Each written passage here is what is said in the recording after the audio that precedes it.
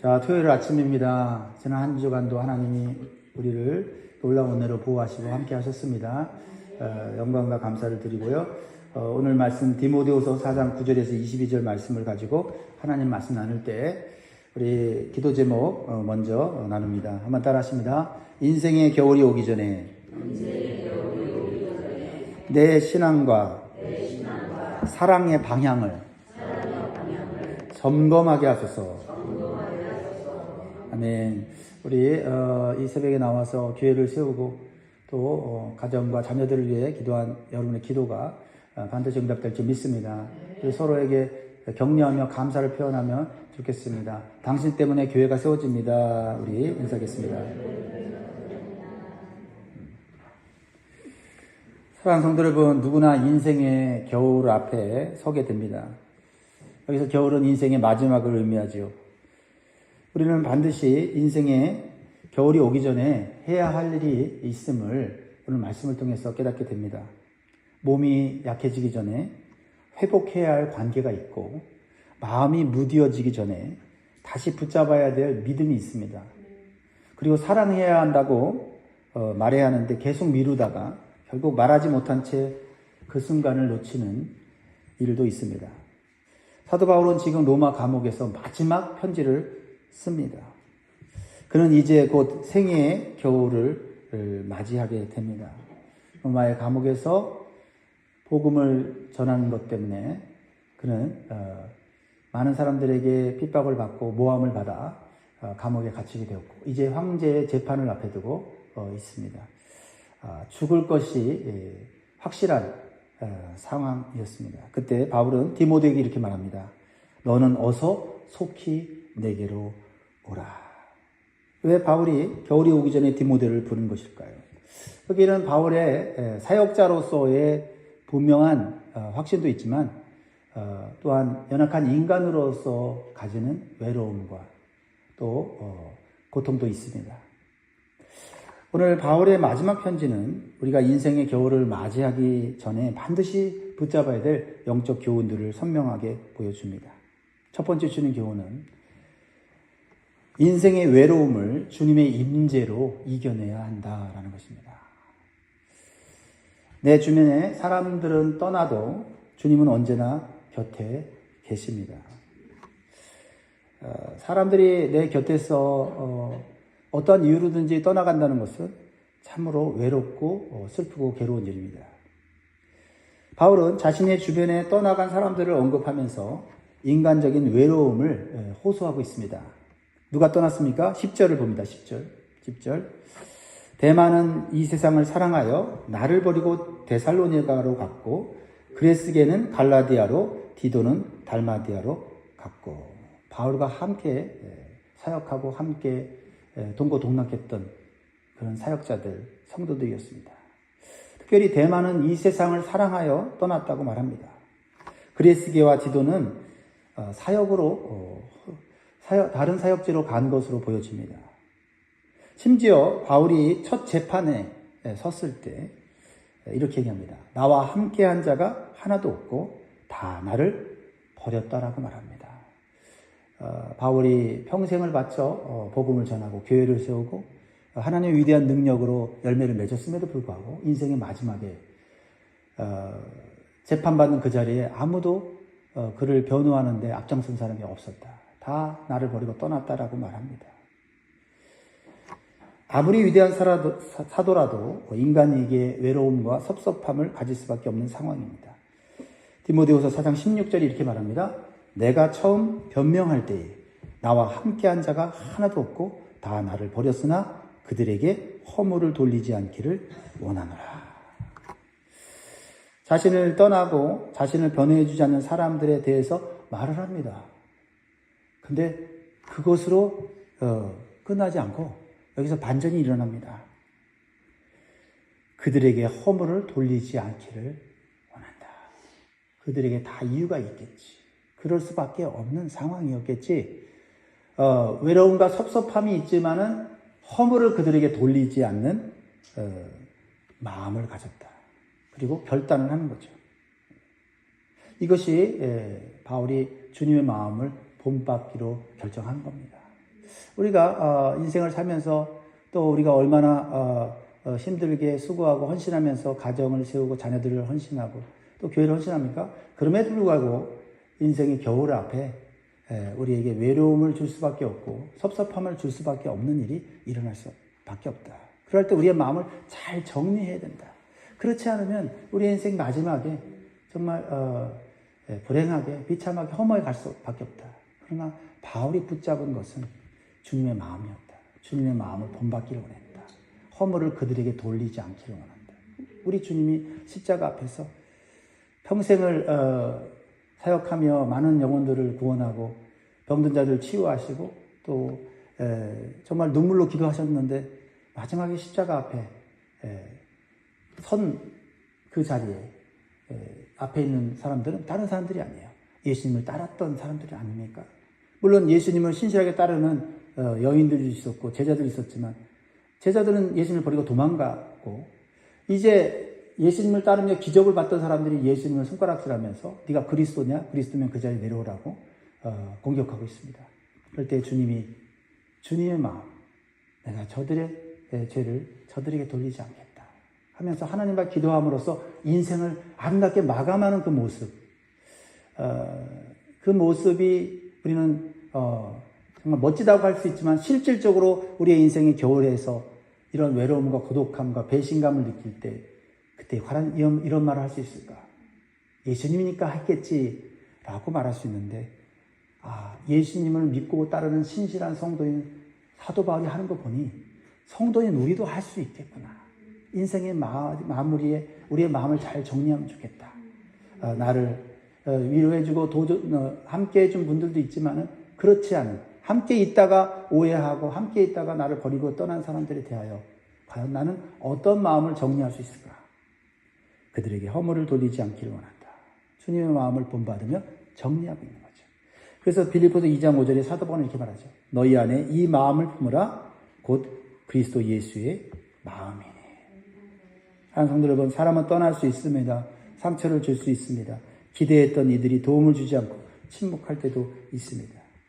그런데 바울이 이러한 외롭고 섭섭한 마음을 해결할 수 있었던 힘은 어디에서 생겼을까요? 17절에서 바울은 분명하게 말합니다. 17절 같이 읽겠습니다. 시작. 주께서 내 곁에 서서 나에게 힘을 주심은 나로 말미암아 선포된 말씀이 온전히 전파되어 모든 이방인이 듣게 하려 하심이니 내가 사자의 입에서 건짐을 받았느니라.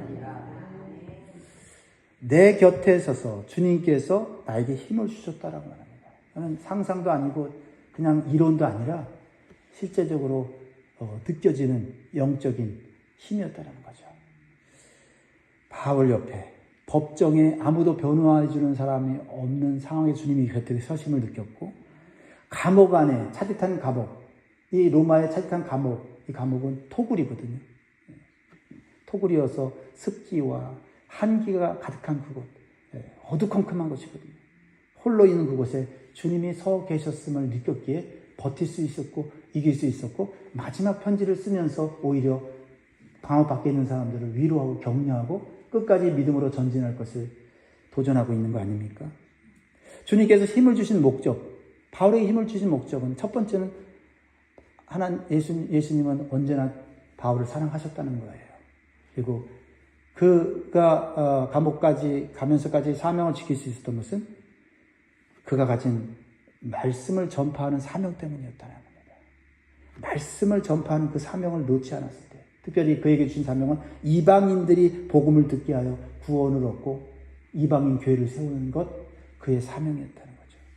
예수 그리스도께서 그와 함께 계신 이유, 첫째는 변함없이 사랑하셨기 때문이고 두 번째는 그가 가진 복음의 사명 때문이었다는 겁니다. 우리가 인생의 마지막 겨울 앞에 섰을 때 과연 우리가 붙잡아야 될 것은 무엇입니까? 주님의 사랑이에요. 사랑. 사람이 주는 사랑 한계가 있어요. 주님의 사랑은 변치 않습니다. 또한 우리가 주님께서 우리에게 부탁하신 복음의 사명, 이 사명을 죽는 그 순간까지 붙잡고 있다면 주님 우리에게 힘을 주실 줄 믿습니다. 그렇습니다. 사랑하는 성도 여러분, 누구나 겪을 수 있는 인간적인 외로움을 내 곁에 서 계시는 주님의 임재로 이겨낼 수 있기를 바랍니다. 혹시 날 배신하고 날 떠나고 날 돕지 않는 사람에게 허물을 돌리기보다는 주님의 마음으로 용서할 수 있기를 주의 이름으로 축복합니다. 두 번째로 주시는 교훈은 사랑의 대상을 올바르게 해야 영원한 삶으로 나아가게 된다라는 교훈을 주고 있습니다. 사랑의 대상. 즉 오늘 말씀의 10절에서 주시는 교훈은 세상을 사랑하지 말고 영원한 삶을 사랑해야 한다고 우리에게 도전하고 있어요. 10절을 다시 보면 대만은 이 세상을 사랑하여 나를 버리고 라는 이 말씀이 우리가 기억해야 될 말씀입니다. 대만은 함께 바울과 함께 복음을 위해 헌신했던 동역자였습니다. 그러나 그의 사랑의 방향이 바뀌는 순간 그의 인생의 방향도 바뀌었습니다. 물론 대마의 입장에서는 세상을 사랑한 것이 잘한 선택이라고 생각할 수 있겠죠. 왜냐하면 바울과 함께 다니는 것은 고생입니다. 바울과 함께 사역하는 것은 위험합니다. 복음을 위해서 헌신해도 그에게 주어지는 물질이나 주어지는 영광이 없습니다. 당장 어떠한 눈에 보이는 혜택이 없어요. 그런데 세상의 안락함, 편안함을 추구하게 될 때 그에게는 좀 더 나은 삶을 살 수 있었기 때문에 그는 세상을 사랑했다고 말합니다. 대만은 세상을 사랑했다는 것을 보면 이 세상의 원어는 현재의 세상을 사랑했다는 겁니다. 로마 제국에 의해서 눈으로 보기에는 팍스 로마나, 눈으로 보기에는 권력의 힘으로 안정된 조직과 안정된 체계 속에서 평안한 그 세상이 복음을 전하면서 핍박받고 복음을 전하면서 교회를 세워서 오는 고난과는 비교할 수 없을 정도로 좋아 보였다는 거죠. 그래서 현재의 세상을 사랑해서 진리를 따라 사는 바울을 버렸다고 말하고 있는 것입니다. 그렇습니다. 세상에서 살아가면서 사랑의 대상은 얼마든지 변할 수가 있다는 것입니다. 그러나 그 사랑의 대상이 무엇이냐에 따라서 일시적인 행복을 주느냐 아니면 영원한 행복을 주느냐는 그것은 내 선택에 달려있다는 것입니다. 세상을 사랑하면 찾아오는 영적 문제가 있습니다. 신앙이 일단 식어져요. 세상을 사랑하면 마음이 하나님 안에 있을 수 없습니다. 세상으로 나아갈 수밖에 없게 되는 것입니다. 기도가 약해지고요. 예배가 힘들어지고 의미가 없어지고 말씀이 부담처럼 느껴집니다. 고난을 피하게 되고 사명을 잃게 됩니다. 대마가 떠난 이유는 사실 간단합니다. 이 길 너무 힘들다. 언제까지 내가 이렇게 살아야 되지? 나 편한 길 가고 싶다라고 하는 마음이 들어왔는데 그 마음을 이길 수 있는 진리를 발견하지 못했고 삶의 목적을 발견하지 못하고 사랑의 대상을 발견하지 못했기 때문입니다. 결국 세상을 사랑하게 되면 신앙 공동체와 멀어지게 되어 있습니다. 말씀과 멀어지고 교회와 멀어지고 또 믿음의 사람들과 멀어집니다. 그래서 대마의 마지막 인생의 기록은 그는 세상을 사랑해서 좀 풍족하게 살았을지 모르지만 그 마지막 문장은 하나밖에 없습니다. 그는 떠났다라는 겁니다. 바울만 떠난 것이 아니라 주님을 떠났고 영원한 삶을 떠나게 됐다라는 겁니다. 그리고 다시 돌아왔다는 기록은 없어요. 그러나 주님을 사랑하면 주어지는 영적인 축복이 있습니다. 흔들리지 않는 신앙의 중심이 생깁니다. 그리고 고난을 이길 수 있는 힘을 주십니다. 그리고 영원한 삶을 누리는 기쁨을 그 안에 넣어주신다는 겁니다. 그걸로 고난도 이기고 아픔도 이기고 외로움도 이겨나가는 것인 줄 믿습니다. 그리고 마지막 날에 주님이 착하고 충성된 종아 내가 작은 일에 충성하였으면 더 큰 일을 내게 맡기겠다 하면서 천국의 상급과 기쁨을 누리게 하시는 줄 믿습니다. 사람은요 어쨌든 사랑하는 존재이기 때문에 사랑에 끌리게 돼 있어요. 내가 무엇을 사랑하느냐에 따라 내 인생의 길이 정해집니다. 요즘 내 마음을 더 끌고 가는 게 세상입니까? 주님입니까? 편안함입니까? 사명입니까? 안전입니까? 순종입니까? 내가 사랑을 무엇에 두고 있는지 오늘 점검할 수 있기를 주의 이름으로 축원드립니다. 한 가지 더 살펴보자면 인생의 겨울에 함께할 수 있는 관계를 만들어야 됩니다. 인생의 겨울에 함께할 수 있는 관계를 만들어야 돼요. 그래서 우리는 지속적인 관심과 사랑을 쏟아붓는 공동체 안에 있어야 합니다. 인생에는 누구나 겨울이 찾아오죠. 믿음이 흔들리고 건강이 약해지고 마음이 외로워지는 때가 찾아옵니다. 바울도 그런 겨울을 지금 깊이 경험하고 있는 거죠. 그러나 그의 삶에는 여전히 따뜻한 사랑의 관계, 믿음의 동역자들, 그리고 언제든지 부르면 달려올 수 있는 그러한 사람이, 믿음의 사람이 있었다라는 겁니다. 떠난 사람만 있는 것이 아닙니다. 함께하는 사람이 있었다는 거고, 그 함께하는 사람들 속에 속해 있고, 그 안에서 계속해서 지속적인 사랑과 관심을 부어 관계를 유지했다라는 겁니다. 그것을 소개하고 있는데 19절, 20절, 21절 같이 읽습니다. 시작. 브리스가와 아글라와 및 오네시보로의 집에 문안하라. 에라스도는 고린도에 머물러 있고 드로비모는 병들어서 밀레도에 두었느니 너는 겨울 전에 어서 오라. 으블로와 부데와 리노와 글라우디아와 모든 형제가 다 내게 문안하니라. 이 사람들은 바울과 사역하다가 힘들고 어려울 때에도 결코 떠나지 않은 사람들입니다. 왜냐하면 바울 때문에 떠나는 것이 아니라 바울이 가졌던 복음의 진리를 같이 붙잡고 있었기 때문에 떠나지 않았습니다. 또한 바울이 행했던 그 사역의 그 방향이 하나님 나라를 확장하고 교회를 세우는 일이었기에 그들은 함께 했습니다. 바울에게 큰 힘이 되었던 가정이 있죠. 그 가정을 소개합니다. 브리스길라와 아굴라예요. 근데 브리스길라는 아내고 아굴라는 남편입니다. 여성이 남성보다 앞선 가정도 있어요. 물론 질서상의 남자가 앞섰지만 신앙적으로는, 영적으로는 부인이 앞서서 가정을 세우고 또 하나님의 교회를 섬길 수 있다라는 것을 보여주는 것이죠.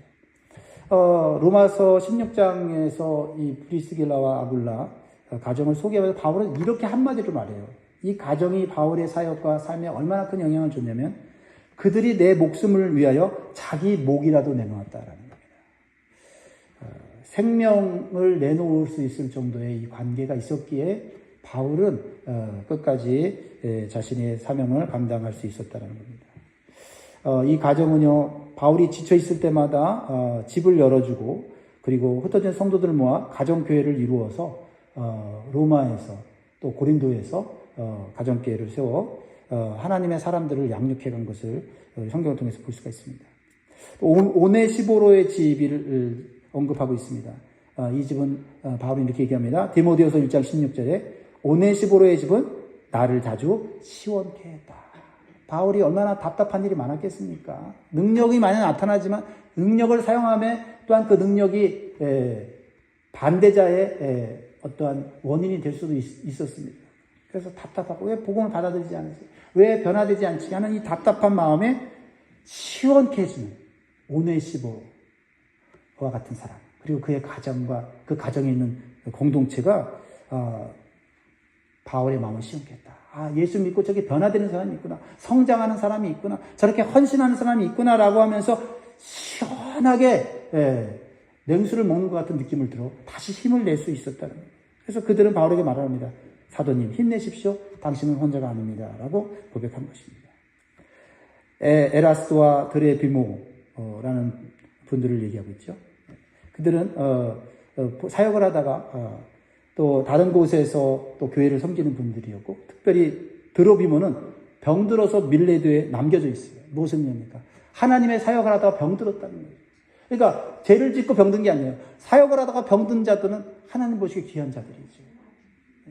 우리가 주일을 하다가 몸이 약해지고 때로는 병들 수도 있어요. 그러나 그것은 육신적으로 볼 때는 안타까운 일이지만 주님 볼 때는 우리가 세상에서 잘 먹고 잘 살아 늙고 병드는 게 아니라 주님의 일을 위해서 병들고 약해졌을 때 주님은 오히려 그를 귀하게 보시고 또한 그 주님을 하다 병든 자를 통하여 바울은 위로를 얻었다는 겁니다. 병들어서도 저렇게 주님을 향한 믿음이 흔들리지 않구나. 시간이 다 됐는데 으블로, 부데, 리노, 둘라우디아 모르는 사람들입니다. 하지만 이분들이 로마 교회를 세우는 핵심적인 역할을 했던 분들이 형제 자매인 것은 분명합니다.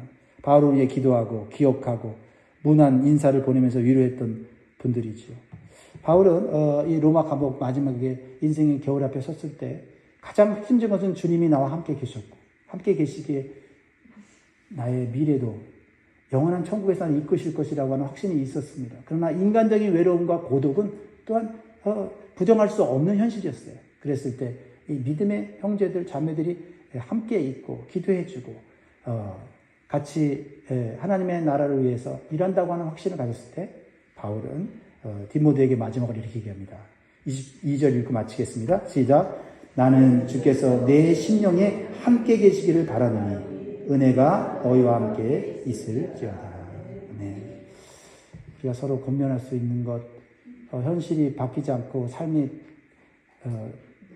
몸과 마음을 괴롭게 할 때 할 수 있는 것, 주님이 여러분의 심령에 함께 있을 수 있다는 것을 기억하라. 주님이 함께 서 있을 수 있다는 것을 기억하라. 그 은혜가 여러분의 있기를 주의 이름으로 축원드립니다. 기도하겠습니다.